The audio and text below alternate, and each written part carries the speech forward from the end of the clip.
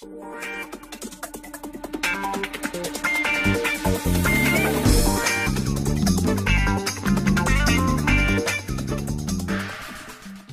what is going on, everybody? Ali here, and I feel like it has been a while since I've actually done like a One Piece review. I think it's been like 2 weeks since the last chapter, but this chapter, chapter 857, Rook, was there was actually just really one thing that was revealed, which wasn't like a really actually.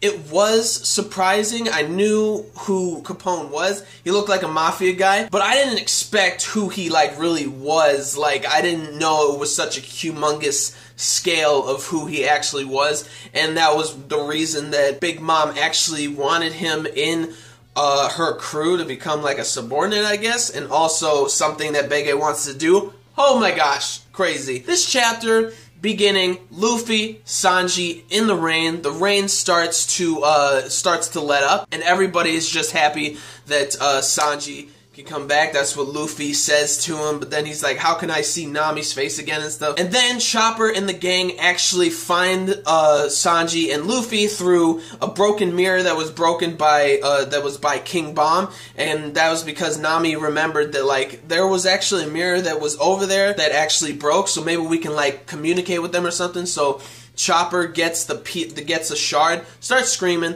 Luffy sees him. This whole scene and everything was like hilarious, because once they figured that Sanji was with Luffy and stuff, Chopper starts crying, Carrot starts crying, and then Brook starts crying. Chopper's like, I thought you guys were in a fight and everything. We were so worried, you idiot.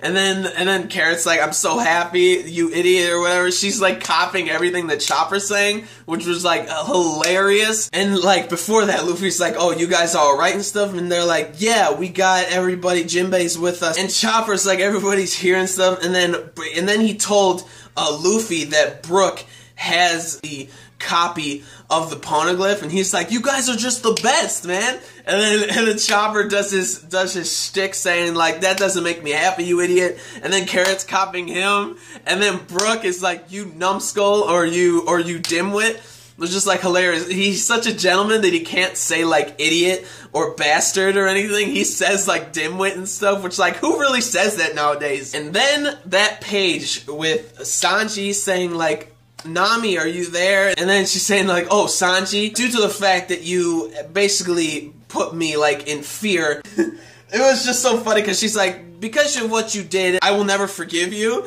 And then there was like an arrow that shot through Sanji. That was like hilarious what Nami did. And then also she's like, but I'll forgive it for now. And when she said, no matter what, we'll bring you back. I'll drag you if I have to. And Sanji in his head is like, are you proposing to me, Nami? That shit was like funny as hell. That is the Sanji that I missed, about him like goo gagging over like something that she said was just like the funniest. And now on to something that Jinbei was saying to Luffy, is that, hey, do you know who Capone is? And he's talking about Capone to Luffy, saying that he is the leader of one of the 5 biggest, I believe, mafia families in the West Blue, and he is the head guy. And he, oh my gosh, learning more about him, being a person that like will cut off an animal's head and just constantly laugh about it, is like the creepiest thing.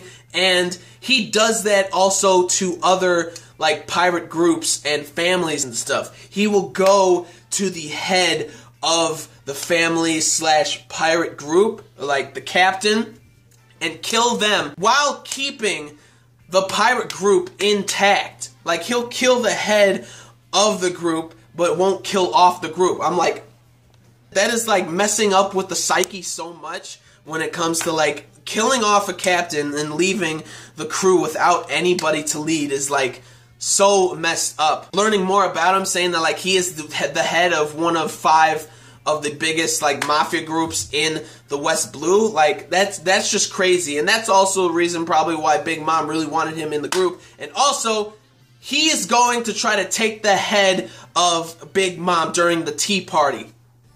I've had a feeling that he was gonna betray her, but I didn't know that he was literally just gonna take her head or something. It's obviously not gonna work out. I definitely don't think it's gonna work out.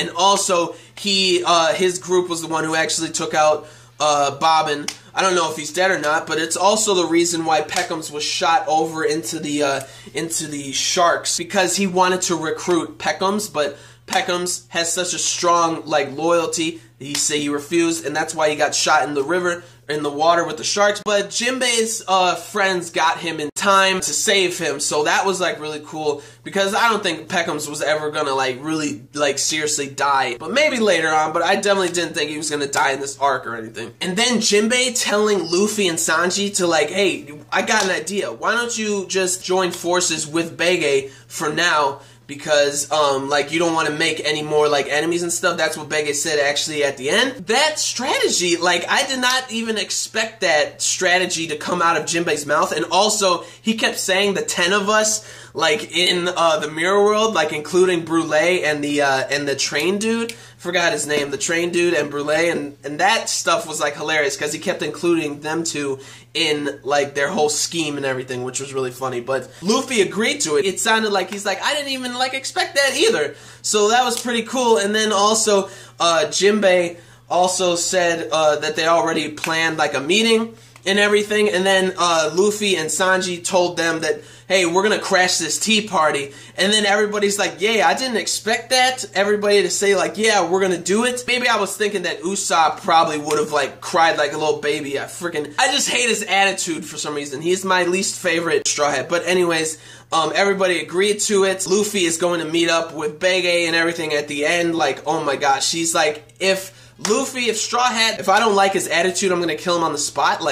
What? Oh my gosh. I don't know if it's gonna be a crazy chapter next week, but probably in the following weeks it's gonna be really, really good. There's gonna be a lot of crazy stuff that's happening. They're 5 hours away from the tea party. Oh my gosh, it's going to be insane. This chapter I gave a 7 to 7.5, because there was really just the main thing that happened was really just revealing that Bege was a really huge deal, about him being one of the 5 big mafias who actually control the underworld. He's one of those leaders. That was pretty crazy. That was pretty cool, and being how insane the guy is. And also people that want to take revenge on him, they never got to because of his defense. It's just insane. But again, 7 to 7.5. It wasn't a lot of stuff happened. Just that main thing, that Bege is that mafia leader. He wants to take the head of Big Mom to ruin her pirate group. Insane. So that is it for this one. Like the video if you did. Like the video if you liked anything I had to say about the chapter. Comment down below on your thoughts about the chapter, your thoughts about what I said, and subscribe to my channel for more reviews, logs, unboxings, live reactions, and theory discussion videos, and things like that. So gentlemen, stay classy, ladies stay sassy, but most importantly everybody, you gotta stay a little nasty. Alright, so peace and love, and I will see you all later with the next video. Peace out.